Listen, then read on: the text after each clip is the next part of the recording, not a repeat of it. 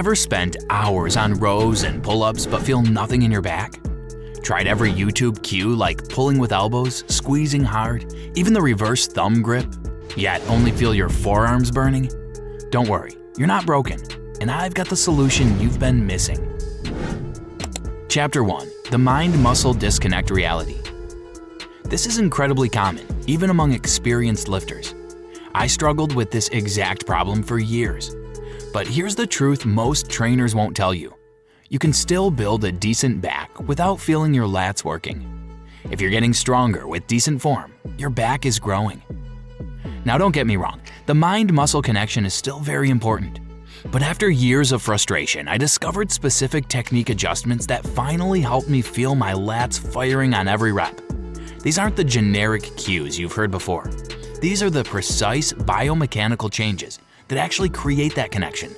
Today, I'm sharing my complete system that transformed not just how my back feels during training, but how it develops over time. Chapter 2. Understanding the mind-muscle connection. The mind-muscle connection isn't just a fitness myth. It's your ability to mentally engage and feel a specific muscle working through its full range of motion. Think of it as having a direct line of communication with your muscle, where you can command it to contract and lengthen exactly how you want. How much you feel a muscle working depends on three main factors: pre-fatigue, workout density, and most importantly, your technique. While higher reps and shorter rest periods will make you feel muscles more, they're not always optimal for growth. The key is feeling strong tension even during heavier, lower rep sets with proper recovery between sets. Upper body muscles, especially those around the rib cage like lats and traps, are significantly harder to connect with than more superficial muscles like biceps.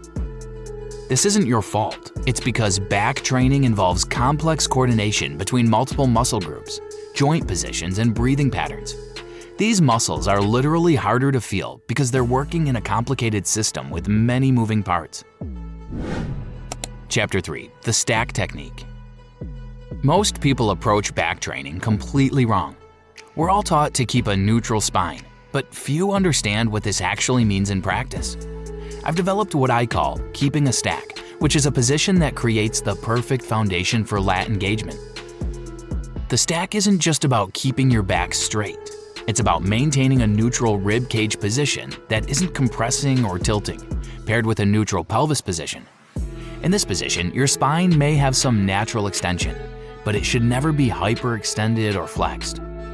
Throughout your entire movement, whether it's rows, pull-downs, or pull-ups, make sure you focus on keeping your ribs down using your obliques and deep abdominal muscles. This is non-negotiable. Many lifters sacrifice this position slightly to gain more range of motion, but this actually reduces lat engagement. Keep the stack throughout the entire exercise, no exceptions.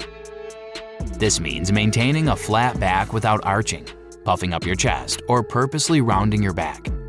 A telltale sign you're losing the stack is if your collarbone feels like it's elevating toward your chin during the movement. Chapter 4. The breathing strategy that changes everything. Your breathing pattern dramatically affects how well you can engage your lats. In the lowering phase, take a deep inhale, feeling your rib cage expand in all directions, such as front, sides, and back. This 360-degree expansion is crucial. Then, in the lifting phase, exhale forcefully and quickly. This isn't just about breathing out, it's about feeling your obliques and deep abs working to maintain that stacked position. This coordinated breathing bracing pattern creates the internal pressure needed to optimize lat engagement. Most lifters breathe randomly or hold their breath throughout the movement. This inconsistent approach prevents you from creating the right internal environment for your lats to work properly. Master this breathing pattern and you'll immediately notice a difference in how connected you feel to your back muscles. Chapter 5. Back Movement Specifics. When targeting your lats specifically, proper scapular movement is essential. It's the eccentric phase. Allow your scapula to move forward or upward as much as possible without losing your stack. This creates the full stretch position. Then, on the concentric phase, pull back with your elbows while focusing on scapular depression, really driving your shoulders downward. This downward shoulder drive is what activates the lat fibers most effectively. Keep your elbows relatively tucked to further emphasize lat involvement. For upper back emphasis, focus instead on scapular retraction as you pull, and use more flared elbows. For rear deltoid focus, keep your scapula slightly more protracted throughout the movement, and pull at approximately a 45-degree angle. A common mistake I see constantly in gyms is what's called meeting the bar. This is when lifters bring their torso to meet the bar instead of pulling the bar to their torso. This shortens the range of motion and reduces lat activation. While a bit of controlled momentum can be useful on the concentric phase, don't sacrifice position on the eccentric. Chapter 6. The science behind why this works. The stack position maintains what exercise scientists call intra-abdominal and intrathoracic pressure. This pressure system does two critical things. It keeps tension directed to your target muscles by minimizing other structures' involvement, and it allows maximum expansion of your ribcage during inhalation. This optimal expansion places the most effective stretch tension on the muscles surrounding your ribcage and particularly your lats. Many lifters mistakenly think that more stretch equals better activation, but muscle stretching isn't as simple as maximizing distance between attachment points.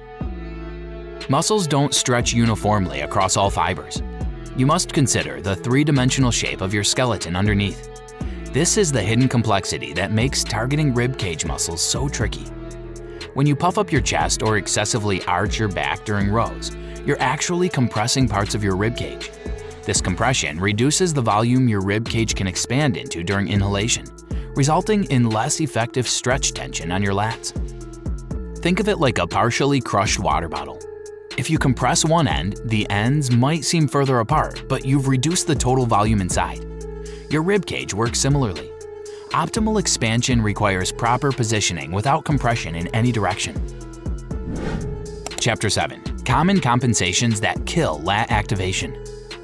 Many lifters try to increase range of motion by compressing their ribs forward during the eccentric phase of rows, thinking this gets their scapula further forward. In reality, this diverts tension away from the lats and into skeletal structures. Then they compress the ribcage in the opposite direction during the concentric phase to feel the squeeze, further reducing effective range of motion. Remember that more bar travel doesn't automatically mean more muscle strength. What matters is how effectively you're loading the target muscle throughout its functional range. Instead of chasing arbitrary ranges of motion, use the maximum range your body allows while maintaining proper position. This approach isn't cheating or half-repping. It's using the most biomechanically sound and productive range for your individual structure. Many elite bodybuilders train this way for a reason. Chapter 8. Exercise examples. For lat pull-downs, establish your stack position before initiating the movement. Keep your ribs down throughout. Inhale as the weight comes up, feeling your ribcage expand fully. Pull the bar down while forcefully exhaling and driving your shoulders downward. Focus on that downward shoulder drive rather than just moving the bar. With seated cable rows, maintain your stack position from setup to finish. Allow your scapula to move forward as you extend your arms, but don't collapse your rib position. As you pull, drive your elbows back while focusing on either depression or retraction. Exhale forcefully during the pull, maintaining core engagement. For pull-ups and chin-ups, start from a dead hang but maintain your stack. Don't let your ribs flare out as you hang. As you pull up, drive your shoulders down first, almost like you're trying to push your shoulders away from your ears. Exhale powerfully as you rise, keeping those ribs controlled with your core muscles. Chapter 9. Consistency and patience. Developing the mind-muscle connection with your lats isn't an overnight process. It requires consistent application of these techniques and a willingness to temporarily reduce the weight you're using while you master the movement patterns. This investment in technique will pay massive dividends in your long-term back development. Remember that the goal isn't just to feel your lats working. It's to build a stronger, wider, more developed back. This stack technique optimizes both the feeling and the function of your back training. Have you been making any of these common mistakes in your back training? Which technique adjustment do you think will help you finally feel your lats working properly? Drop a comment below and let me know if this approach helps you connect with your back in a way you never have before. And if you want more in-depth technique breakdowns like this, subscribe to the channel. See you soon.